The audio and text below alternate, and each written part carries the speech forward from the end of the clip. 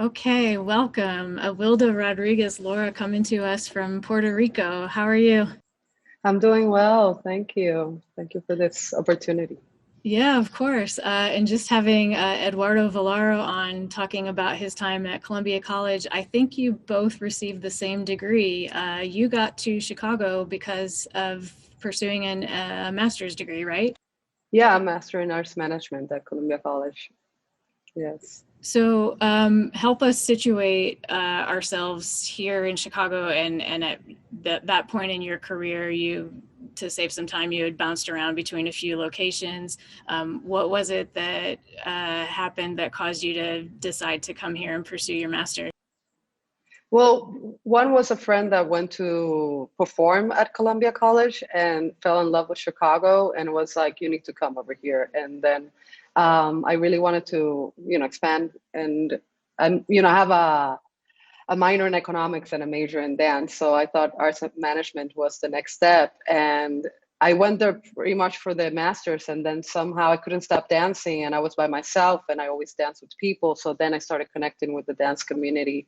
I dance mostly at Links Hall and other spaces around the city. So that's kind of like brings me here, the master's. And then I fell in love with the city. It's been really good to me.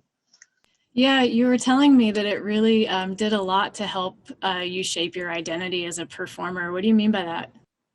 Well, my first experience as a performance artist, even though I come from dance and choreography, this call out came out for a mentorship program for queer performing artists at Links Hall with a mentorship with Tim Miller.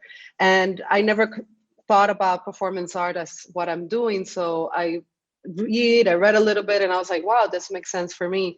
And there, thanks to Tim Miller and also the team of Links Hall who supported us during that process, and for emerging artists, so I was also kind of just starting but it helped me define the kind of like really celebrate my identity pretty much because that's what Tim Miller is about. It's really embraces for us to tell our own stories and our strategy of resistance and celebration and joy. So I really kind of came out as a queer Latina performance artist and I named myself La Performera. I was like, just like feeling so, I was 30. So I think 30 is also like such a good turning point in our lives in regards to getting to know who we are. And so all of that kind of mashed in. And I was just my creativity got really boomed there thanks to the mentorship. And then I was dancing with all different kind of puny salon and all these different at the hot house and different alternative venues. And I just like found some bravery in that city of just like asking, it's like, hey, I want to show my work, can I do it? And everybody was really generous, so I was able to really workshop all of this idea and this new development as a performance choreographer. It was the stage there that really gave me permission in a way, right, and really celebrated. And it was great audiences and great colleagues, and yeah, and I keep coming back in some way. I'm still connected to the city. I really appreciate the family and the colleagues and the support and mentors I have there. Yeah, in what ways are you connected to the city right now?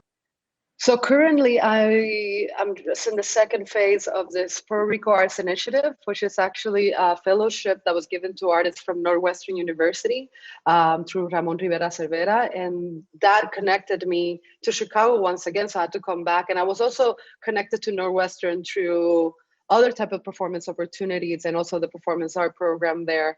So that, and now I'm going back and forth with that program, and they're still supporting now my work at second phase, which I'm developing a project called La Mujer Maravilla, thanks to their support. But I also started my program with them with creating a project called Sustento, which takes me to Ohio at the Wexner Arts Center. So I'm still somehow, and then I'm here also a connection through the Wexner. So there seems to be a place for connecting with people and opportunities. And also, I feel like this is a different stage of my career. Like I started with Chicago as just a young emerging artist that was just defining what her aesthetics was, what she really was about, and my politics behind my work, like how important it was to talk about our stories, our not only our struggles, but how do we celebrate all that is that weird queerness to be the person I am as an Afro-Caribbean woman, even though my story is mostly as Puerto Rican and also born in Mexico, but I really just embrace queerness and my gender as a woman. And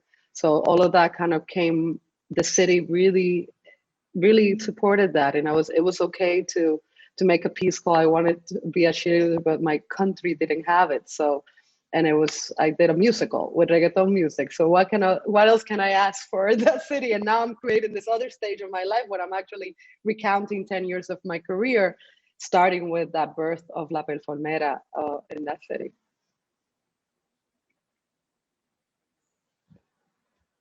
Oh, I can't hear you. I'm sorry, I hit the wrong space bar. Thank you. It was bound to happen at one point during the day. Yeah. But I was asking for those of us who, like me, who didn't live in Chicago, you and I didn't overlap, and who didn't see this kind of work, describing it as, finding your creativity and your identity in this new way. Can you just describe a little bit or use a piece as an example to give us a sense of what that was? Yeah, well, for example, I wanted to be a cheerleader, but my country didn't have it. It was really a story about me moving to the States in 1998 and what that meant during that time. And it's for that time, it was around 2006, 2007 that I'm working on this piece.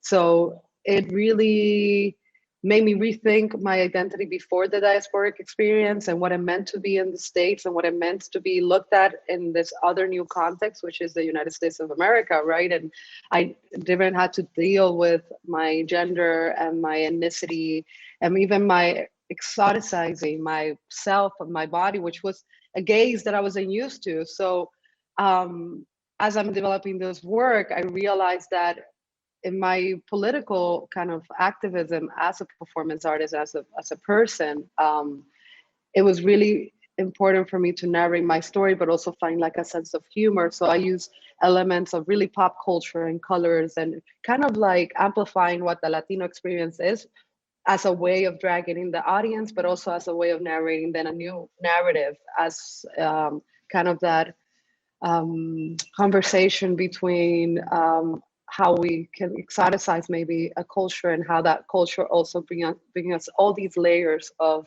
what we have to go and that we kind of deal with, but also from my own personal story. So like this reggaeton song that I sing, which is La Tortillera, it's a song about masturbation. And it's when I was, celebrating kind of pretty much just women's sexuality. And I don't think I would have dared to do it anywhere else. I couldn't.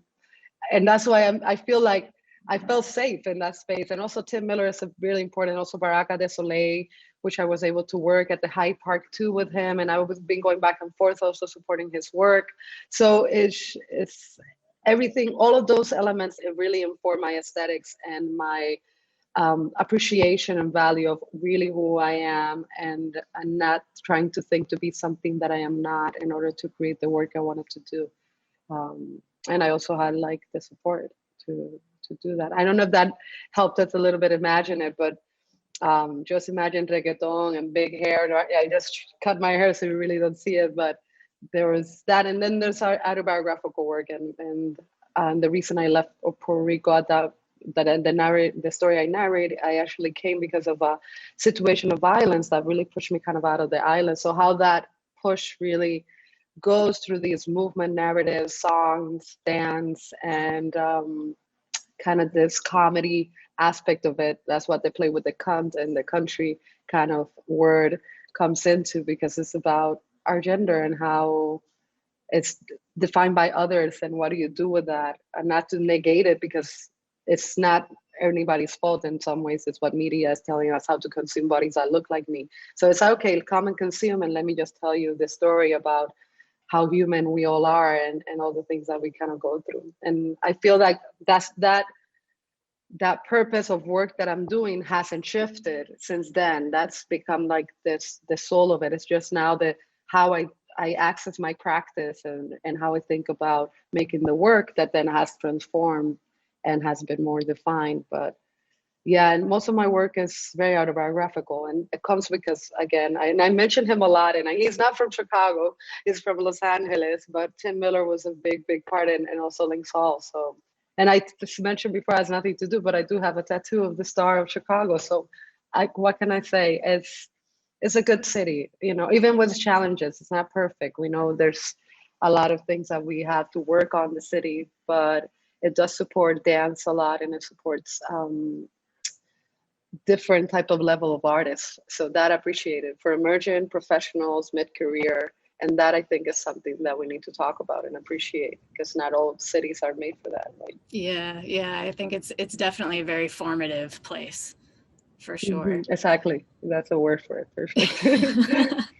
Well, it's been great to start to learn about you and your career, and I hope we can continue that as time goes on and you pursue at least the collaboration with the Wexner Center too. Yes, I'm looking forward to it. Thank you so much for joining us today, Awilda. Thank you, all of you. Thank you so much. Have an amazing day, and good luck with the rest of the interviews. Thank you. Ciao. Bye. Thank you, everybody. Ciao. Bye.